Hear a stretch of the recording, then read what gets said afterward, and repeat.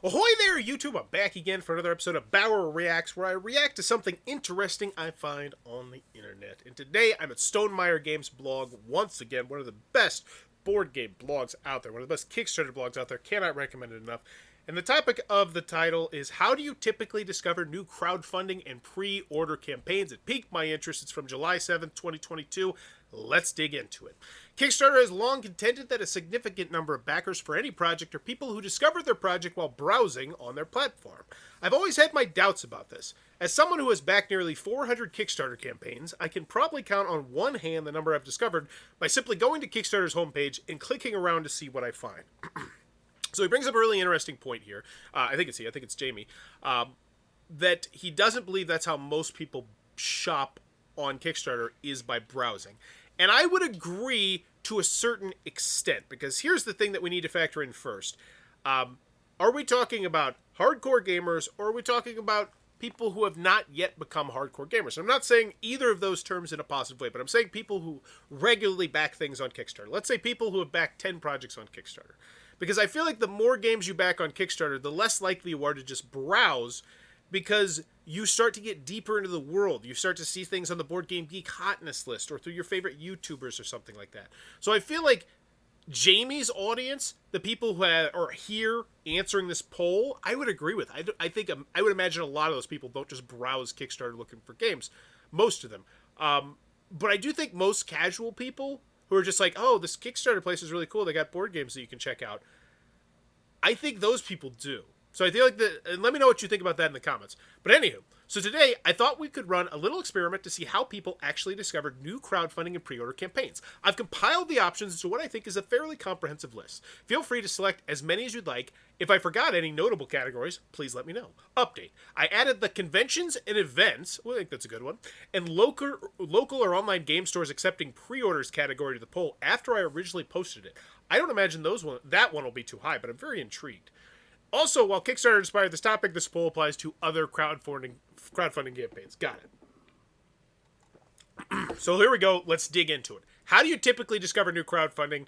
So Tabletop Game Media, 398 votes, nearly 15%. Makes me feel good. I'm part of that. YouTube, podcast, blogs, website. That makes sense.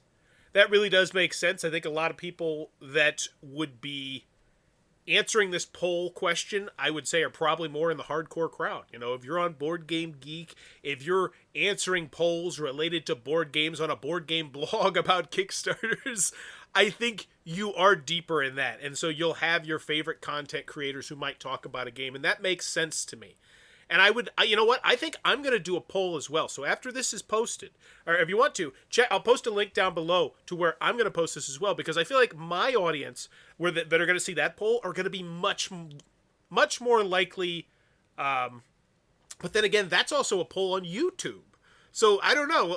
Check out that poll down below, though. I'm curious. But that makes sense to me. You know, there's a reason, you know, people like the Dice Tower and Quackalope are making tons, like a lot of money. Like thousands of dollars on doing these Kickstarter. Like I make $200 when I do like a Kickstarter preview or a review or something like that. And I'm a small fish. You know, there's a lot, and it makes sense, you know, because they really do move the needle for a lot of people. And even if you don't click on it, I feel like there's still an extra added security blanket of, oh, there's Quackalope, there's Man vs. Meeple, there's this or that, or maybe Bauer's Game Corner. Who knows? But yeah, so it makes sense to me, 15%. Interesting to know, though. Following specific creators or previous project updates at 14.5%. Once again, that makes a lot of sense to me. Following specific creators, brand loyalty. You know, there's just certain companies that have brand loyalty. They do great games. They do them consistently. They make fun campaigns. And the next time they launch a campaign, people want to be a part of it. And once again, I feel like this is going to be very heavily skewed because we are on Stonemeyer Games, who, in my personal opinion, are one of the best companies out there when it comes to fostering brand loyalty. Subscribe to the blog. Join 60,000 other people. Like, there you go. So yes, that does not surprise me that this particular one is nearly 15% for this poll. I have a feeling on my poll, I can only fit 5 questions. Dang you, YouTube. It's going to be less, though, but that's really interesting. But this one that does not surprise me either. The previous project updates. Because that I really think is going to be the big bread and butter. You look at a company like CMON. Let's say CMON notifies everybody in all their previous campaigns that they now have this new Marvel, X-Men, whatever that is. That is hundreds of thousands of people getting that email potentially. Tens of thousands, like it is a lot of people. So that makes sense to me that would be so high. Publisher-specific newsletter and social media. Once again, social media is huge. Facebook, Twitter, Instagram, TikTok. I get it. 13%. I think that's very reasonable. The newsletter, they're lumped in there. I imagine the newsletter is probably less than the social media if we could really break apart this and analyze it. But obviously, we cannot. But that's honestly where I get a lot of mine. A lot of times when I get really interested in a game, it'll be because companies send me out emails, say, "Oh, we got this thing coming out or this thing coming out," and I love those emails. But I think for most people, it's probably leaning on the social media. Continuing on, organic social media and online communities. So just like the Facebook groups and the board game Twitters, I guess it would be. I wonder what the difference is between organic social media.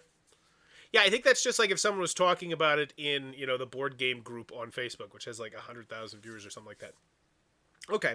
But once again, we're lumping this together and we're saying social media is accounting for about 24% of that. But then when you factor in that YouTube, podcast, blogs, and website are kind of social media, we're now looking at around 50% there. No, 40, because math is hard. But then again, following specific creators. So once again, that's like 30, 50 something percentage. So paid advertising on social media and search engines. So once again, social media. So 10%, and that one makes sense to me. I see a lot of that. And I wonder if that includes Board Game Geek. Hotness or other BGG list. So I think, yes, the pay is Board Game Geek social media. Interesting. I want more details, but I think that's a good barometer to this poll, that I want more info, and it leaves me wanting more. But still, I feel fulfilled knowing these things. Board Game Geek, Hotness, or other BGG list, 10% nearly, huge. And once again, I think that is also because we're on the Stonemaier Games blog. Still very interesting. Browsing on the crowdfunding platform, 7.8%, around 8%. So we still do have 8% there. Obviously, much lower than Kickstarter would probably say it is. But I think that is a good barometer right there. Because once again, I feel like answering this poll is probably going to be people who would be hardcore gamers. They own, say, I don't know, what is the number? 15? More than 15 games? I don't know. But it's still around 8%. Personalized word of mouth. Friends, emails, text a link to you. Wow. 6%. That one's kind of surprising to me, but I guess you got your online game groups. Friends who back notifications from crowdfunding platforms, they work. Nearly 5%. Other projects you may like, at 3%. Crowdfunding platform newsletters,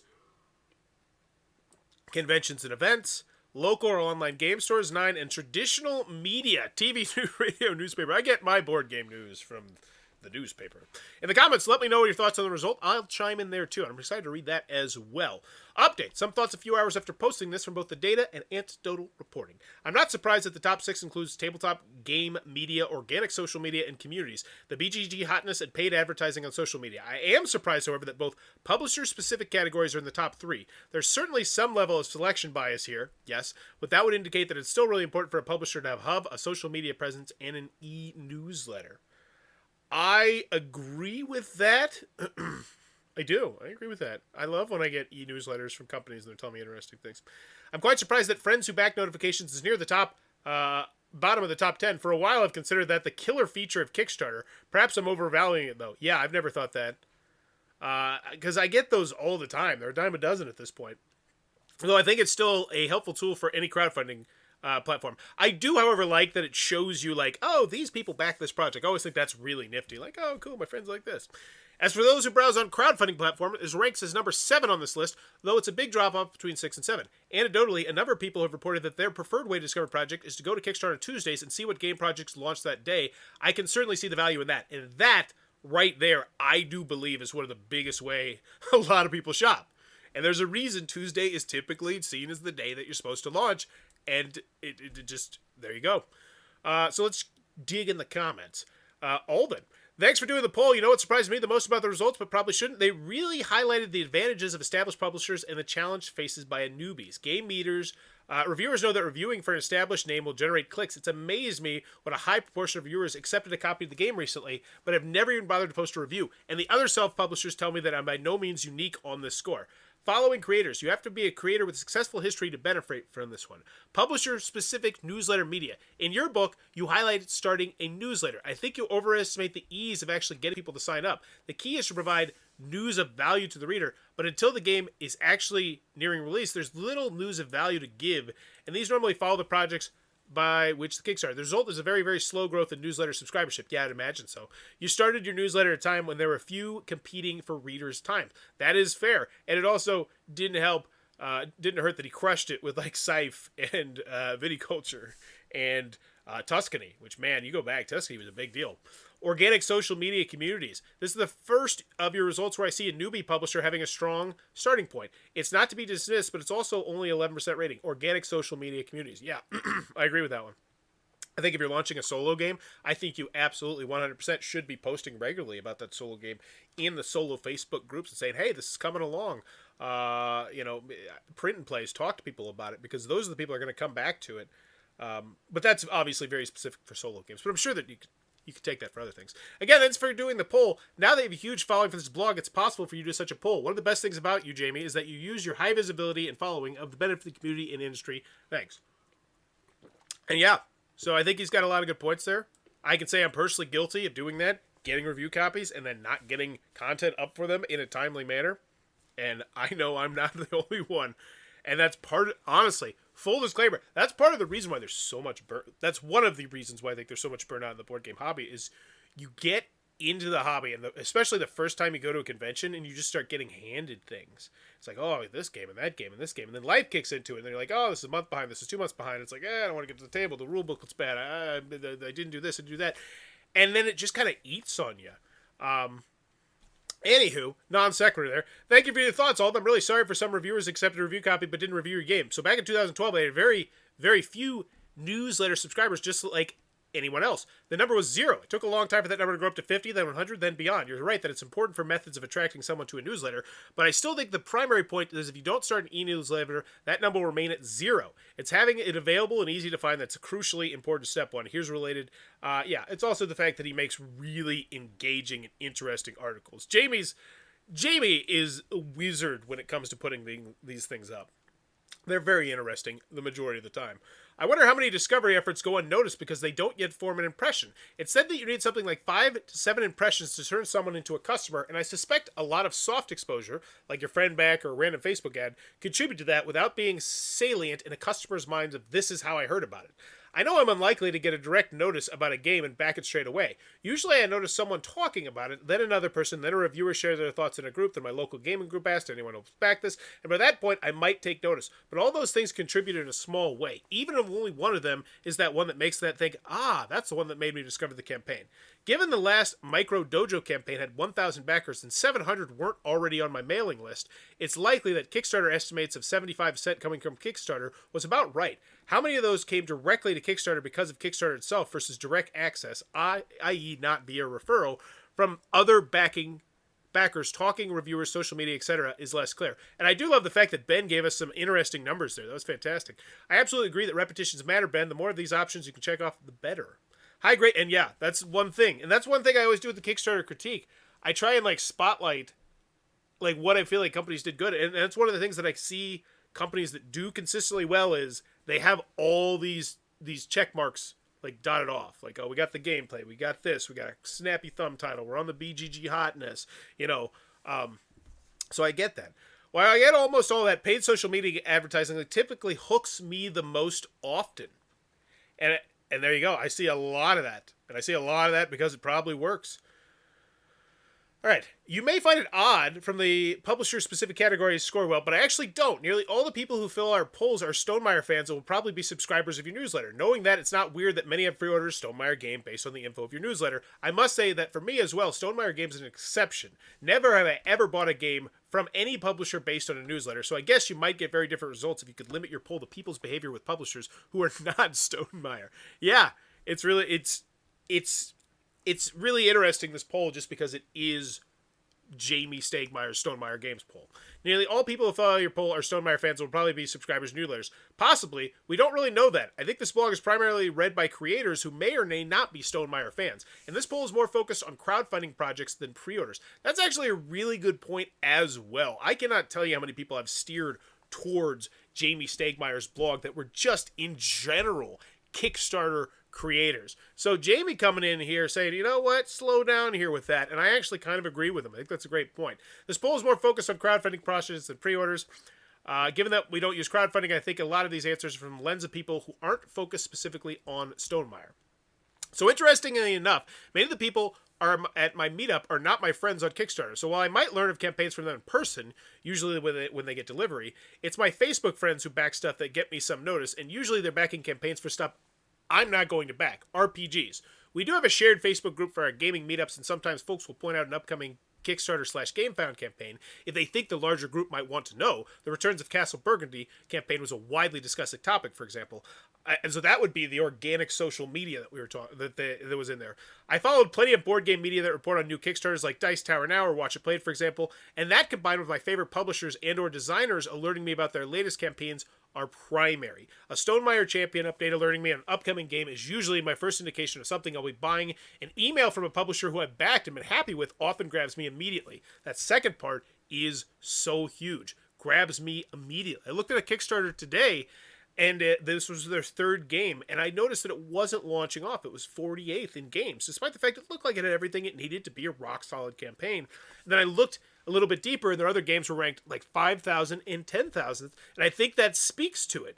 You know, if you have an experience with a publisher, and then they send you that email saying, hey, we launched this new game, are you coming back? I don't know. I don't think most people do. It's really interesting. Generally speaking, direct communication or sponsored communication works. I do occasionally see sponsored ads on Facebook, but they do usually fall into the I'm already backing or I have no intention of backing that category. But I do admit I've had some Kickstarter GameFound campaigns brought to my attention that way. A lot of my friends who use Kickstarter simply do not back projects I'm interested in. I will usually hop on Kickstarter every month or two and browse board games, usually by popularity, even by those ending the soonest. And I do think that's how a lot of people browse, is by the popularity chart. And that's why I do the Kickstarter critique. That way. That's honestly why I started talking specifically about the popularity, because I think that's how a lot of people browse, specifically on Tuesdays. In my group, we often, occasionally I will discover a project via a YouTube video, or even by being contacted by the publisher, created via email, or seeing a social media page that I follow. And I love all these people just saying, hey, this is how we do it. And I love, let me know in the comments below, how do you? What would you vote on this? In my group, we often feel like we shouldn't back the same projects if we're likely to play the game together anyway. Makes sense, so I specifically avoid backing projects that a friend of mine has backed. I'm in the same boat there. I'd say 80% of the projects I back are the ones I heard about from my favorite YouTube channels, podcasts directly from publishers. Cool. So there we go.